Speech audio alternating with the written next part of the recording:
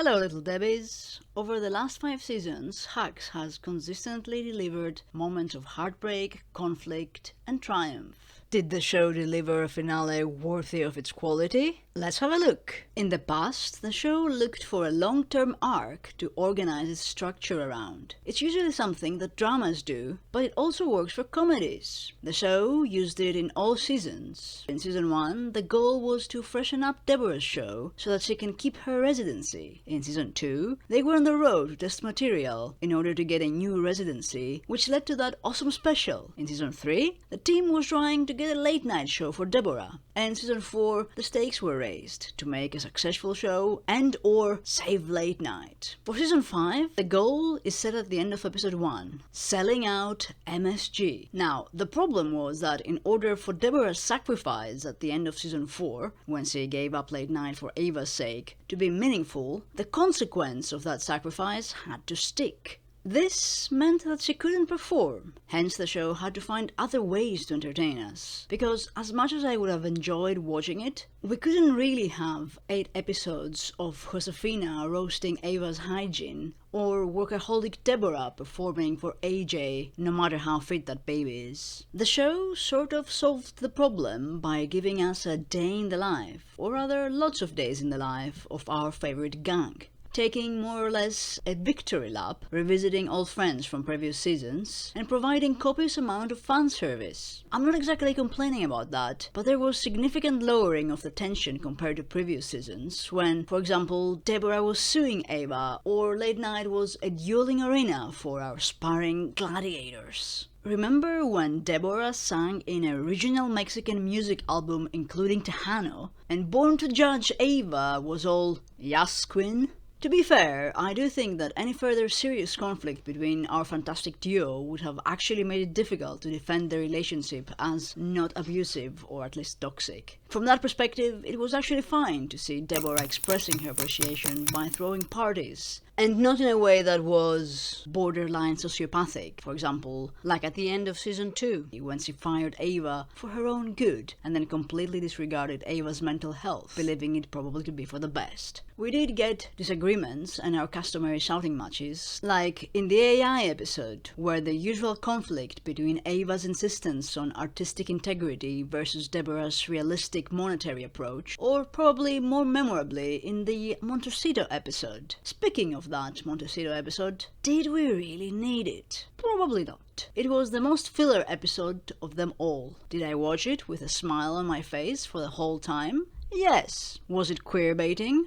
I'm inclined to say no. I think it was more fan service rather than anything else. Look, I want everyone to be gay as much as the next person, if not more. But I've never seen convincing evidence that Ava's and Deborah's relationship contains sexual elements. The show has shut down the argument in the past. In season 1, when Ava had that sex dream that she eventually interpreted as a need for companionship rather than sexual intimacy. And in Deborah's repeated statements, supported by ample evidence, that she likes men. We all think it's uncool to question people's sexuality if it diverges from social expectations, so let's let the straights be straight if they want to as well. Plus, there are many kinds of love that are just as good as romantic love. I think that it's probably more powerful if you want to be with someone knowing that you won't get an orgasm out of it. And I really believe that in mentor-mentee relationships, people should not be thinking about boobs. It's kinda gross. Meanwhile, the lack of structure of the season allowed the show to touch upon various hot topics, from the unfortunately ubiquitous AI, both with quick scribble and with the Latitude plotline, to ticket sales manipulation, bro culture, venture capitalism eroding the character of cities, to the media environment being manipulated by things other than pure entertainment. A lot of that was via our favorite management duo at Schaefer and LuSaque, which I think we got a bit more involved with this time around. Some of it felt a bit more crazy than it needed to be. Jimmy works better as a straight man, on the verge of a breakdown, and reluctantly being involved in shenanigans, rather than being fully engulfed by them. Jimmy's commitment to decency and to doing a good job in his understated way remains one of the best parts of a show dripped in the excesses of the entertainment industry and our current attention-seeking world. I felt that with Jimmy, the show fell a little bit in the trap of screaming the lines to make them funny, similar to what had happened in those very mid-final seasons of Friends.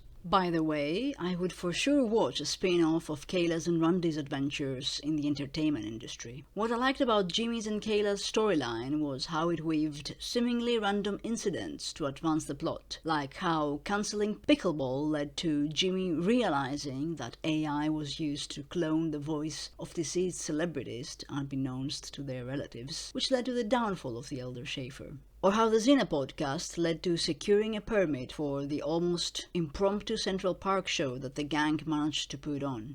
Incidentally, I don't know how the Xena plotline came to be, but in case you haven't obsessively watched Xena the Warrior Princess, it centered on the adventures and relationship of a mature warrior, she was not canonically a princess, and her young ginger writer sidekick, a relationship that in the 90s initially threaded the line of queerbaiting before much more undeniable declarations of soulmateship were made in later seasons. I bet Lucy Lawless could be convinced to take some time from her detective show and her directorial efforts to record a rewatch podcast. There's an audience, I'm just saying. Okay, back to hacks.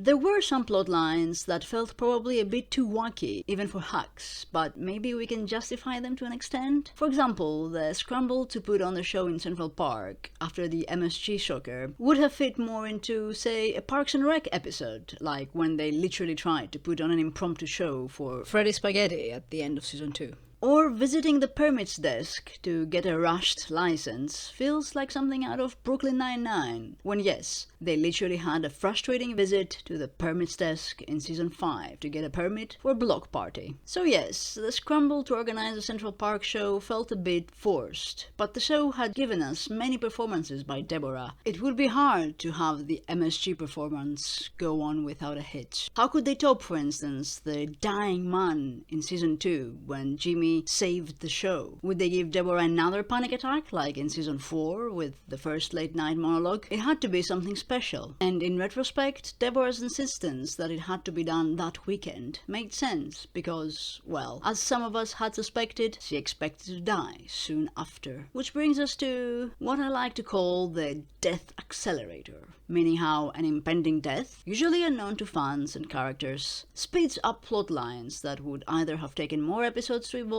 or might not have happened. In our case, Deborah's knowledge of the upcoming death, well, her decision to bow out rather than fight for it, accelerated everything. The shenanigans were a bit more extreme, even for Deborah, who usually throws money or other people or both when she wants something rather than do it herself. In any case, the hijinks were successful and we were led to what seemed like an absurdly happy ending. The Central Park show was an enormous success, the Diva Grand opening was an enormous success, Ava's future career and Deborah's legacy were cemented with the impending Who's Making Dinner reboot, and even Marty and Kiki were taken care of. It would have been a bit too easy to end it there, right? Think of what happened in Gladiator. Yes, that's a very timely pop culture reference to the 2000 Ridley Scott historical drama. After Maximus succeeded in his revenge mission, sorry, spoiler alert for this 26-year-old film, he did not have a happy ending, but instead, he died. As Russell Crowe joked at the time, yeah, what would he do if not die? Open a pizzeria by the Colosseum? Having Deborah die at the end of the show and give us a bittersweet ending would definitely have been an option. After all, the show had been about aging, about legacy, about being true to yourself and everything in between. Deciding to die by suicide would be in line with Deborah's arc. For someone so accomplished and confident, she often chose the easier road, choosing to play along with the housefire rumor at the start of her career, or when she wanted to play it safe and not have Ava be her head writer at late night. And it would be the ultimate way of controlling her narrative, choosing her moment of death. However, showing someone die is such a cheap way of eliciting emotion. Inducing tears is not particularly difficult. Who among us wasn't going to cry if we saw Deborah pass away and everyone around her mourn? Would that easy road have been enough for a show that was all about subverting expectations? Would killing the most obvious candidate to die in the finale, as often happens, satisfy the show's creative impulses? In interviews, Paul Downs said that they had the ending in mind when they first pitched the show, which made me worry that the show might have had the same fate that multi-year creative endeavours often do, where the story outgrows the original intent, making the original ending inadequate. And for a moment, it all seemed set for a goodbye, but the show had Deborah make a delightful U-turn that was still consistent with her character, with her love of comedy, of debate, of performance, of hanging out with her favorite human. It was perfect. In short, the final season was a bit uneven. The show was a bit too reverential towards its own history, as one might expect from a series finale, but the final moments really did deserve the applause. And that's it from me for the time being. I'll be making a few more hacks videos because I can't let go. If you enjoyed this, why not like and subscribe so that you can watch those too.